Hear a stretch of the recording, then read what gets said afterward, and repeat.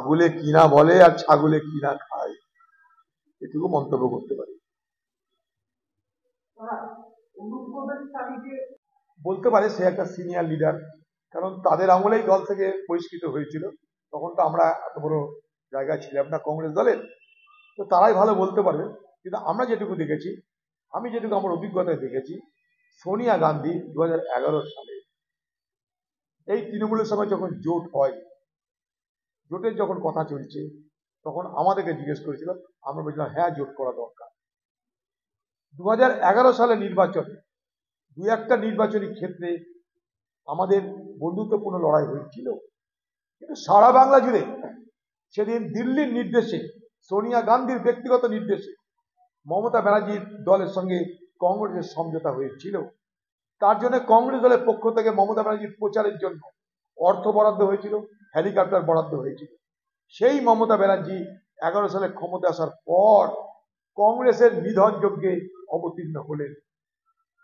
তাই আজকে মমতা ব্যানার্জি কার জন্য প্রায়শ্চিত্ত করবে, সেটা মমতা ব্যানার্জিকে ঠিক করতে হবে। এই রাজীব গান্ধী না থাকলে মমতা ব্যানার্জির নেত্রী হতো না, সোনিয়া গান্ধী না থাকলে মমতা ব্যানার্জি মুখ্যমন্ত্রী হতো না। সেই কংগ্রেস দলকে খতম করার অভিযানে যিনি নেতৃত্ব দিয়েছেন এ বাংলায়, তিনি মমতা ব্যানার্জি।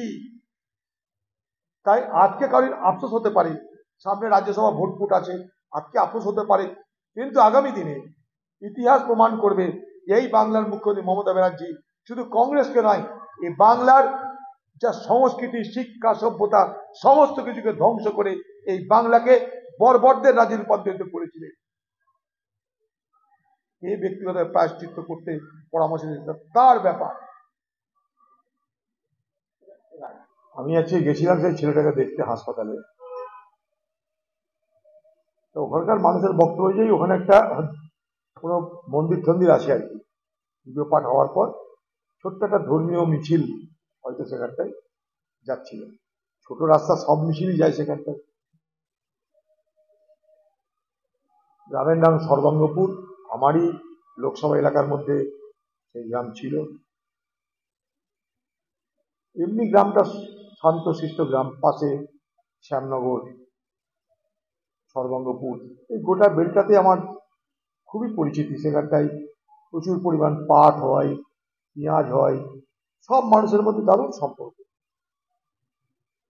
ধরুন রাস্তা দিয়ে যে কোনো মিছিল যেতে পারে, যে কোনো শোভাযাত্রা যেতে পারে, সে পার্টির হতে পারে, ধর্মীয় হতে পারে, ব্যবসাদারের হতে পারে, যে করেই হতে পারে। রাস্তা দিয়ে যাওয়ার অধিকার সকলের আছে।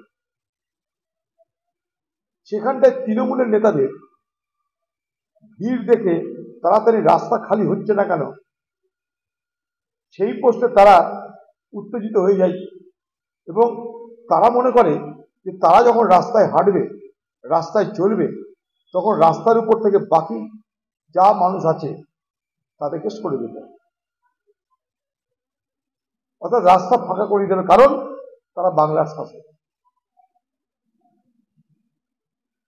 তারা বাংলার শাসক বলে রাস্তা ফাঁকা থাকবে, সে রাস্তা যাতায়াতের কোনো অসুবিধা যাতে না হয়, আর অসুবিধা হলে কি হবে, গুলি চলবে। তৃণমূলের নেতাদের ছোট বড় মাঝারি সকলের কাছে এত সহজলভ্য আধুনিক অস্ত্র কিভাবে তারা ধারণ করে নিয়ে চলেছে, এটা তার জলজন্ত উদাহরণ। মানে গাড়িতে চলছে কিন্তু তাদের সকলের কাছে আর্মস। একটু রাস্তা সরতে দেরি হয়েছে, ভিড় সরতে দেরি হয়েছে, তাই তাদের মনে হয়েছে তাদেরকে অপমান করা হয়েছে। অপমানের জবাব কি, গুলি। ভাগ্য ভালো ছেলেটা এখনো বেঁচে আছে। আমি কালকেও বলেছি, আজও বলছি, এই ঘটনার পূর্ণাঙ্গ তদন্ত করে অপরাধীকে চিহ্নিত করে শাস্তি দেওয়ার ব্যবস্থা করা। পাশাপাশি এটাও বলতে চাই নওদার মানুষকে, যে কোনো ঘটনাকে সাম্প্রদায়িক রং লাগিয়ে সাম্প্রদায়িক বিভাজন বা উত্তেজনা তৈরির চেষ্টা যদি কেউ করে, সেই প্রচেষ্টায় আপনাকেও পা দেবেন না, সেই ফাঁদে আপনাকেও পা দেবেন। এটা একটা অপরাধ, গুলি চালানো অপরাধ। সাধারণ মানুষের উপরে গুলি চালিয়ে যে অন্যায়টা করেছে সেটা একটা অপরাধ। সেই অপরাধের যিনি নায়ক বা যারা সেই অপরাধের সঙ্গে জড়িত, তাদের বিরুদ্ধে পুলিশের কঠোর পদক্ষেপ হওয়া দরকার এবং অপরাধীদের গ্রেপ্তার করা দরকার। অপরাধীদেরকে চিহ্নিত করুন, কিন্তু সমস্ত কিছুকে গুলিয়ে দেওয়ার জন্য অপরাধী এবং আজকের সরকার সবকিছুকে গুলিয়ে দেওয়ার জন্য এবং সেই গুলিয়ে দেওয়ার রাজনীতি করে অন্য কোনো দল সুবিধা নেওয়ার জন্য সাম্প্রদায়িক রং লাগাতে পারে। আপনারা সেই ফাঁদে পা দেবেন না, এটাই আপনাদের কাছে অনুরোধ।